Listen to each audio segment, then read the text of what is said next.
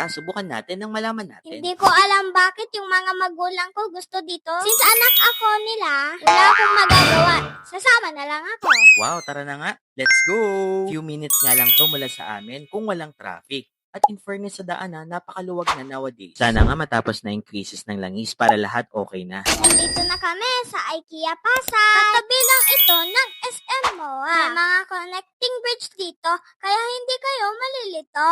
Tuwang-tuwa ako dito kasi meron mga magandang gamit para sa bahay nyo. Ayan o, ang sarap magduya. Madami pang gamit dito, pwede mo subukan. Dapat nga maglalakad-lakad lang kami at magtitingin-tingin lang dito. Pero nakita nga namin tong below 99 pesos na mga plato. Ang lakas ng makabudol dito, nakabili kami ng plato, mangkok at ng organizer para sa CR. Nakakatuwa nga rin kasi meron na silang self-checkout dito. Kaya naman si Yel na ang pinag-checkout na. Pero syempre kami pa rin ang nagbayad. May area din pala dito na pwede mong coveran yung mga babasagin mong napamili. Maganda nga tong papel na pang cover, pwede siyang pang sungrod. Ay, salamat naman. Kakain na kami. Nakakapagod maglakad. Located yung restaurant sa 4th floor.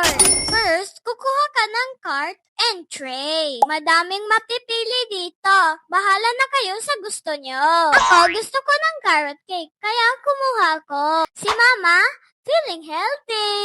Salad kunwari. After you get your food, you can go to the cashier. And then, look for available tables. So, ayan na nga, i-rate na nga natin yung mga food na kinain namin dito. Start tayo dito sa signature beef meatballs ng IKEA. We'll rate this 3.5. Hindi na kasi siya ganun kasarap kagaya ng dati. Next naman natin tong bago nilang chicken sisig. Actually, mga menus nila dito is from Sweden. Maganda rin na nag-a-adjust sila sa mga food ng mga Pilipino. Dahil nagustuhan ko to, 5/5. Ang kinuha ko naman ang chicken. Malasa at masarap. I-rate ko to ng 4/5. Since para sa akin dry yung chicken, i-rate ko to ng 3/5. Dito naman tayo sa Caesar salad. In fairness dito, napakamura niya. 65 pesos lang to. I-rate ko to ng 4/5. Refreshing siya at tama lang yung size niya for 65 pesos. Maraming choices ng drinks dito. Pero ito yung kinuha namin. Sparkling soda. May free coffee rin si Mama at Papa. And lastly, my favorite, carrot cake. Ang sarap! I-rate ko to